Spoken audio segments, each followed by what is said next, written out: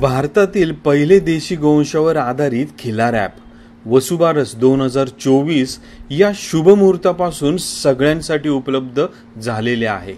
Android व iPhone या दोन्ही फोनमध्ये खिलार ॲप डाउनलोड करू शकता. भारतातील प्रत्येकाने ॲप आजच डाउनलोड करा. महाराष्ट्र काय, कर्नाटक काय, सर्वांनी सबस्क्राईब करा खिलार महाराष्ट्राची शान आणि क्लिक करा बेल आयकॉनवर. एन्जॉय.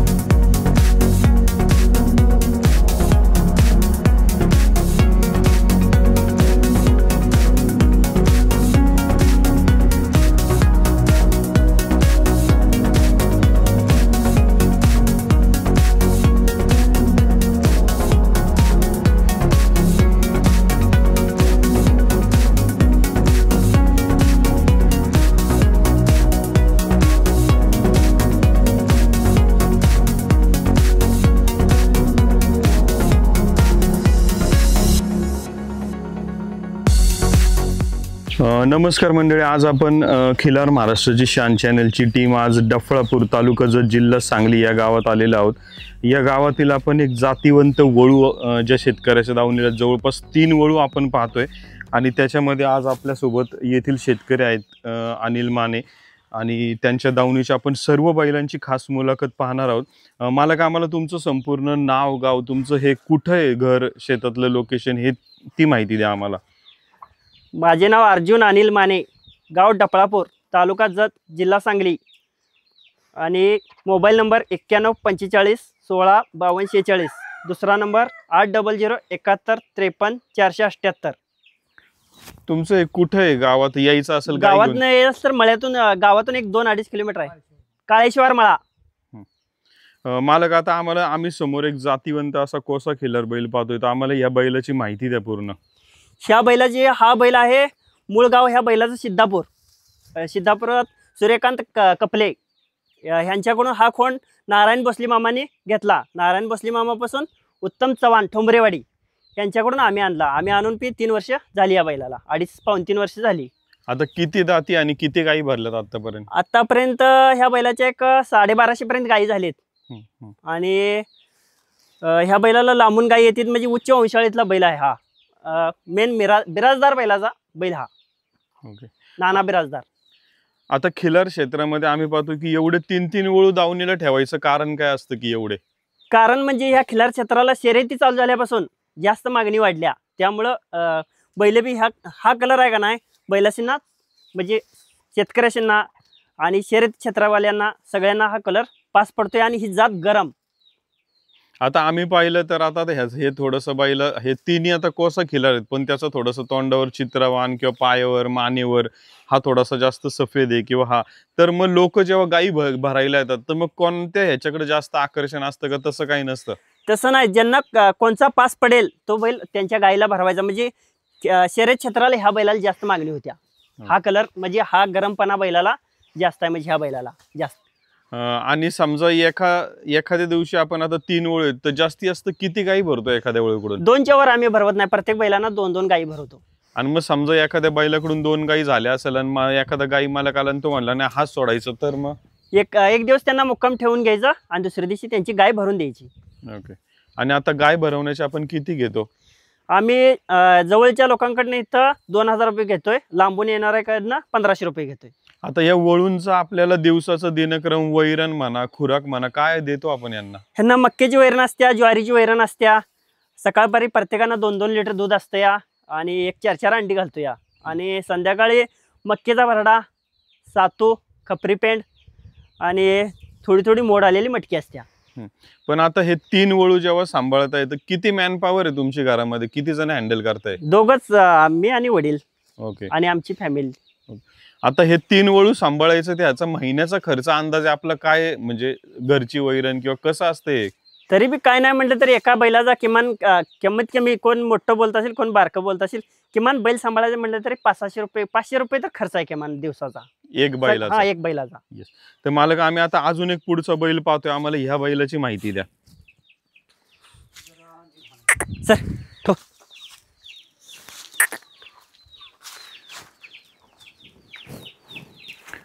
आता हा बैल किती दाती आहे, काय हा कुठून घेतला, ती सगळी माहिती द्या आम्हाला. हा बैल आदत आहे, बिनदाती आहे. हा बैल लिमगावच्या काळीमामाने घेतला होता आणि हा बैल काराजंगीत जन्म झाला या बैलाचा. आणि ह्या बैलाची आई आहे ती तिकोंडी राजाची मुलगी आणि बाप आहे ती मडसनाळ काम्या. ओके. म्हणजे तिकोंडी लाईनचा बैल. तिकोंडी लाईन आणि मडसनाळ लाईन म्हणजे दोन्हींची ब्रीडिंग. आता एक थोडंसं असं विचारायचंय की जेव्हा आपण, आता तुम्ही म्हणले की हा तिकोंडी लाईन आणि मडसनाळ लाईन हे जुळून आपण ह्या बैलाची पैदास असलेला हा वंशावळचा आहे. आता जेव्हा एखादी गाय भरवली जाते तेव्हा ते आपण म्हणतो इनब्रीडिंग झालं नाही पाहिजे, किंवा मग चांगली पैदास होण्यासाठी गाय आणि वळू हे निवड कशी केली पाहिजे एखाद्या गाय मालकाने? या गाय मालकांनी निवड करूनच बैल दाखवलेला आहे, त्यामुळं का नाही चांगल्या पैदाशी होणार. म्हणजे त्याचं शिंग, तोंड, कलर, म्हणजे बैल मापाला मोठा, सगळं गुण चारित्र्य संपन्न बैल असलेला आहे. ओके. आता एखादा वळू जेव्हा आपण निवडतो, समजा आता बरेचसे नवीन पण खिल्लार पालक येतात, ते नवीन तरुण वर्ग काही काही या क्षेत्रामध्ये उतरतोय. तर एखादा वळू निवडताना, त्या वळू कधी कधी निवडताना आदतमध्ये लहान वासरू पण निवडलं जातं किंवा मोठं वासरू पण निवडलं जातं. तर ते निवडताना कुठल्या गोष्टी या वळूमध्ये, की बाबा हे बारकावे बघितले पाहिजे, कमीत कमी एवढे तरी जमले पाहिजे बघायला, त्याच्यातून त्याची निवड केली पाहिजे? शक्यतो करून 1 वर्ष 1.5 वर्षाच्या वासराचा आतल्यांचं काय निवडतील पिन बिघडतील पिन तसं काय सांगता येत नाही. जर वासरू 1.5 वर्ष पुढे गेलं, त्याची म्हणजे शिंगाची जुळणी बघायची, तोंडाचा आकार त्याचा सगळा अशी कपाळ असं बारीक लहान असावं, ही कान असं बारीक असावं, फाउंडेशन मजबूत, माप बीप वगैरे कांबळ मापात सगळं, म्हणजे सगळं जतल्यातच असलं तर ते शुद्ध म्हणायचं. आणि कनाटा अगदी काठी ठेवल्यावर नीट वशिंड गोलाकाराचं, शिंग अगदी हातान केल्यावर लगाव, तर त्याला खऱ्या जातीचा वळू म्हणायचं. नाहीतर मग काय कसलं बी वळू नाही. धन्यवाद मालक. आता आम्ही अजून एक तुमच्या दावणीचा दुसरा बैल पाहतोय, आम्हाला त्या खोंडाची माहिती द्या.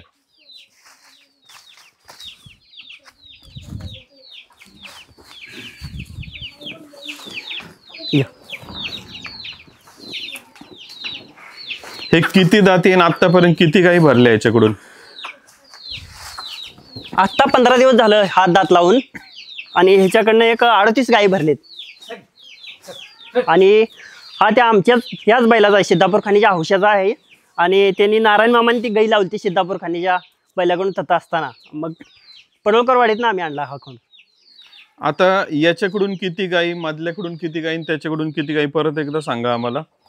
पलीकडल्याकडून 1250 आसपास गाई झालेत, आणि ह्याच्याकडून आत्ता 4-5 गाई झालेत. आत्ता तुरच आणलाय आम्ही, एक 8-10 दिवस झालं, आणि ह्याच्याकडून 38 गाई झालेत. मालक, एकदा आम्हाला तुमचं नाव आणि फोन नंबर परत एकदा सांगा.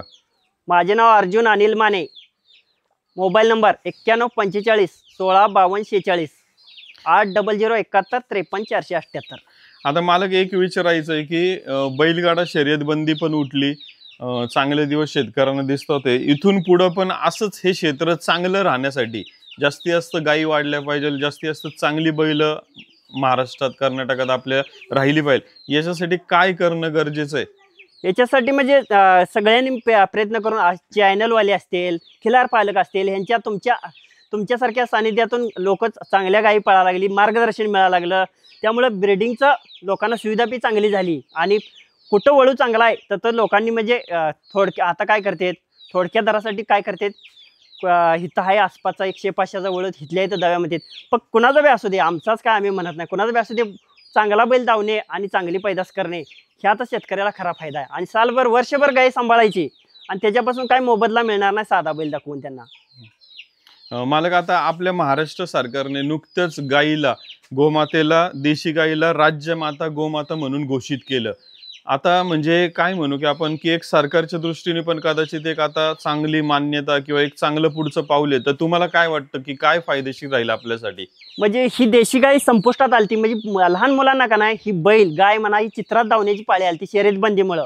2006ला शर्यत बंदी झाली, पण परत आणि भाजप काळात शर्यतीचा उठाव झाला, आणि ह्या खिलारचं सोनं झालंय आता, आणि खिलारला मार्केट आलं. या म्हणजे हा सरकारचा खूप मोठा चांगला निर्णय, एक नंबरचा निर्णय घेतला त्यांनी. ठीक आहे. कत्तलखान्याला जाणार होते ही सगळे जनावर, पूर्ण संपुष्टात आलं होतं. धन्यवाद मालक, खूप सुंदर आपण माहिती दिली, खूप खूप धन्यवाद. नमस्कार.